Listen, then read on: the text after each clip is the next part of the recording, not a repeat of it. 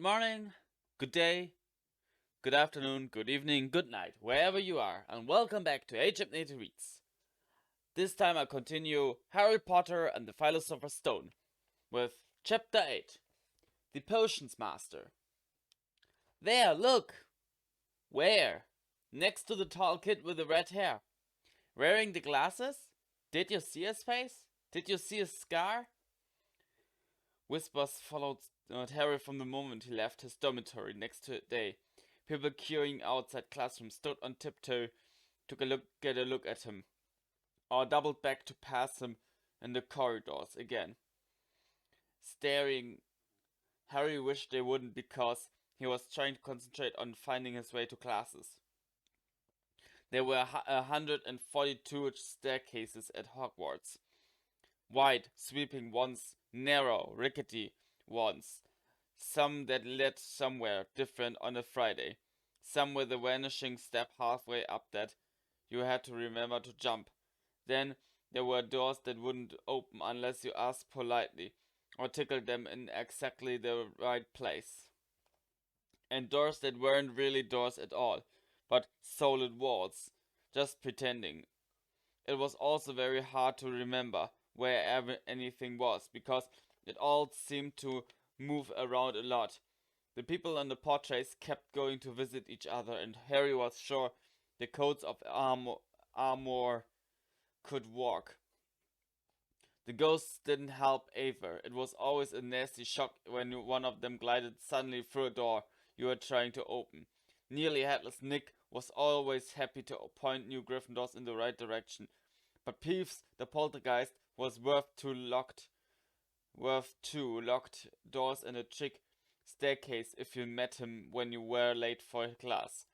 He would drop waste paper baskets on your head, pull rugs from under your feet, pelt you with bits of chalk, or sneak up behind you, invisible, grab your nose and screech, "Got your conch!" Even worse than Peeves, if that was possible, was the caretaker, Argus Filch. Harry and Ron managed to get on the wrong side of him on their very first morning. Filch found them trying to force their way through a door which unluckily turned out to be the entrance to the out-of-bounds corridor on the third floor. He wouldn't believe they were lost, was sure they were trying to break into it on purpose, and was threatening to lock them in the dungeons when they were rescued by Professor Quirrell, who was passing. Filch owned a cat called Mrs. Norris, a scrawny, dust-colored creature with bulging lamp-like eyes, just like Filch's. She patrolled with the corridors alone. Break a rule in front of her, put just one toe out of line, and she'd whisk off for Filch, who'd appear wheezing 2 seconds later. Filch knew the secret passageways of the school better than anyone except perhaps the Weasley twins, and could pop up as suddenly as any of the ghosts. The students all hated him, and it was the dearest ambition of many to give Mrs. Norris a good kick. And then once you had managed to find them, there were the lessons themselves. There was a lot more to magic, as Harry quickly found out, than waving your hand and saying a few funny words. They had to study the night skies through their telescopes every Wednesday at midnight and learn the names of different stars and the movements of the planets. 3 times a week they went out to the greenhouses behind the castle to study herbology with a dumpy little witch called Professor Sprout, where they learned how to take care of all the strange plants and fungi and found out what they were used for. Easily the most boring lesson was History of Magic, which was the only class taught by a ghost, Professor Binns. Had been very odd indeed when he had fallen asleep in front of his staff room fire and got up next morning to teach, leaving his buddy behind him. Binns droned on while they scribbled down names and dates and got Emmerich the evil and Ulrich the oddball mixed up. Professor Flitwick, the charms teacher, was a tiny little wizard who had to stand on a pile of books to see over his desk. At the start of the first lesson, he took the register, and when he reached Harry's name, He gave an excited squeak and toppled out of sight. Professor McGonagall was again different. Harry had been quite right to think she wasn't a teacher too cross.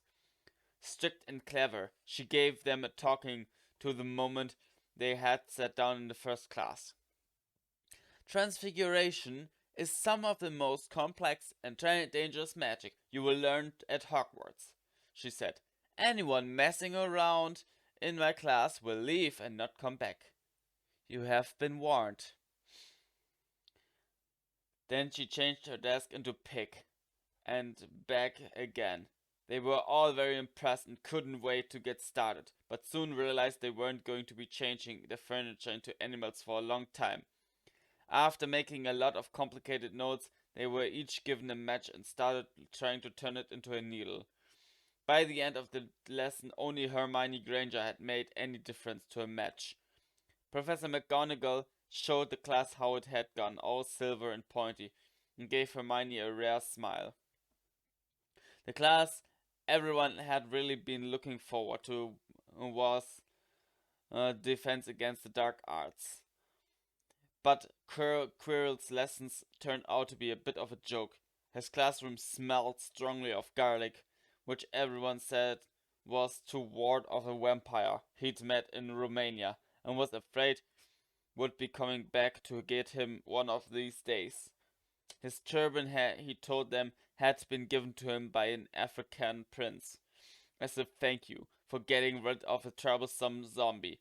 But they weren't sure they believed this story. For one thing, when Seamus Finnegan asked eagerly to hear how Quirrell had thought of the zombie, Quirrell went pink and started talking about the weather. For another, they had noticed that a funny smell hung around the turban, and the Weasley twins insisted that it was stuffed full of garlic as well, so that Quirrell was protected wherever he went. Harry was very relieved to find out that he wasn't miles behind everyone else. Lots of people had come from Muggle families and, like him, hadn't had any idea that they were witches and wizards. There was so much to learn that even people like Ron didn't have much of a head start. Friday was an important day for Harry and Ron. They finally managed to find their way down to the Great Hall for breakfast without getting lost once. "What have we got today?" Harry asked Ron as he poured sugar on his porridge. Double potions with the Slytherins," said Ron. "Snape's head of Slytherin house. They say he always favored them. We'll be able to see if it's true." "Wish McGonagall favored us," said Harry. Professor McGonagall was head of Gryffindor house, but it hadn't stopped her giving them a huge pile of homework the day before. Just then, the post arrived. Harry had got used to this by now, but it had given him a bit of a shock on the first morning when about 100 owls had suddenly streamed into the Great Hall during breakfast, circling the tables until they saw their owners and dropping letters and packages onto their laps. Hedwig hadn't brought Harry anything so far. She sometimes flew in to nibble his ear and have a bit of toast before going off to sleep in the owlery with the other school owls. This morning, however, she fluttered down between the marmalade and the sugar bowl and dropped a note onto Harry's plate. Harry tore it open at once. "Dear Harry," it said in a very untidy scrawl, "I know you get Friday afternoons off. So, would you like to come and have a cup of tea with me around 3? I want to hear all about your first week. Send us an answer back with Hagrid." Harry borrowed Ron's quill, scribbled "yes, please. See you later" on the back of the note and sent Hedwig off again. It was lucky that Harry had tea with Hagrid to look forward to, because the potions lesson turned out to be the worst thing that had happened to him so far. At the start of term banquet, Harry had got the idea that Professor Snape disliked him by the end of the first potions lesson.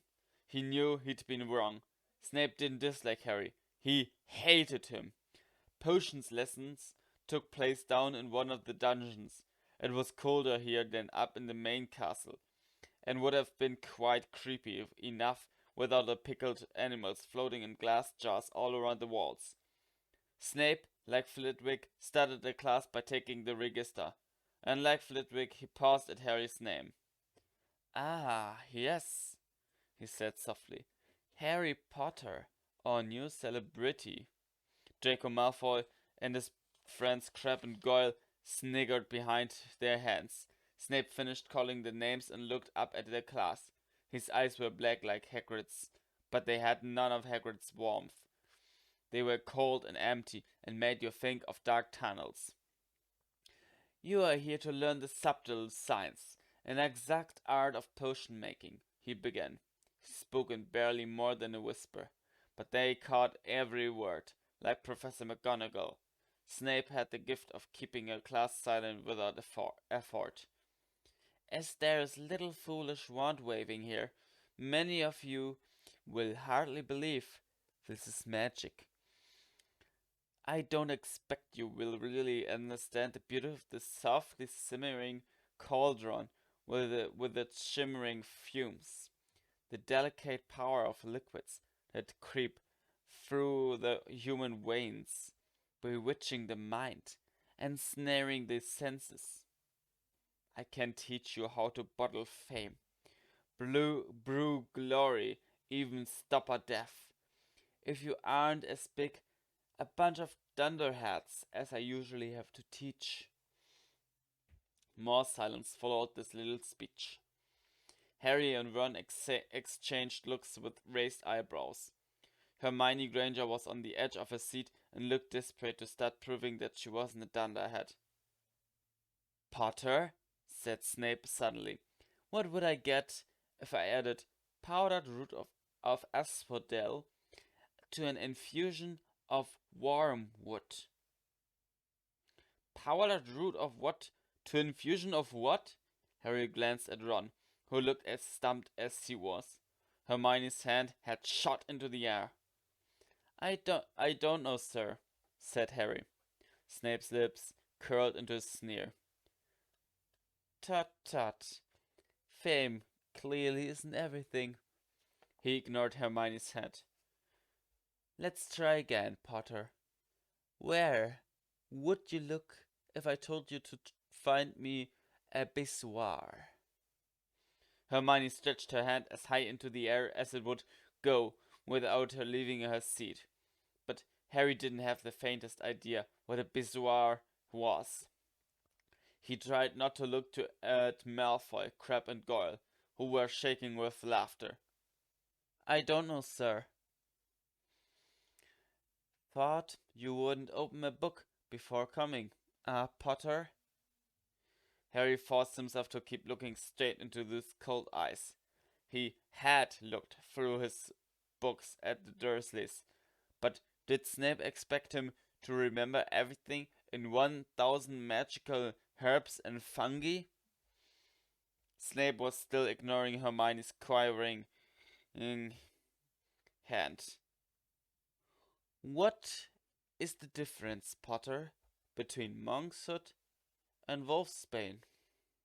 At this, Hermione stood up, her hand stretching towards the dungeon ceiling. "I don't know," said Harry quietly. "I think Hermione does, though why don't you try her?" A few people laughed. Harry caught Seamus's eye, and Seamus winked. Snape, however, was not pleased. "Sit down," he snapped at Hermione. "For your information, Potter, asphodel and wormwood make a sleeping potion, so powerful it is known as the Draught in Living Death. A pissoir is a stone taken from the stomach of a goat, and it will save you from most poisons. As for monkshood and wolfsbane, they are the same plant, which also goes by the name of aconite. Well, why aren't you all copying that down?" There was a sudden rummaging for quills and parchment. Over the noise, Snape said, "And a point will be taken from Gryffindor House for your cheek, Potter." Things didn't improve for the Gryffindors as the potions lesson continued. Snape put them all into pairs and set them to mixing up a simple potion to cure boils. He swept around in his long black cloak, watching them weigh dried needles and crush snake fangs, criticizing almost everything except Malfoy, whom he seemed to like. He was just telling everyone to look at the perfect way Malfoy had stewed his horned slunks, when clouds of acid green smoke and a loud hissing filled the dungeon. Neville had somehow managed to melt Seamus's cauldron into a twisted blob, and the potion was seeping across the stone floor, burning holes in people's shoes. Within seconds, the whole class was standing on their stools while Neville, who had been drenched in the potion, when the cauldron collapsed, moaned in pain as angry and boils sprang up all over his arms and legs.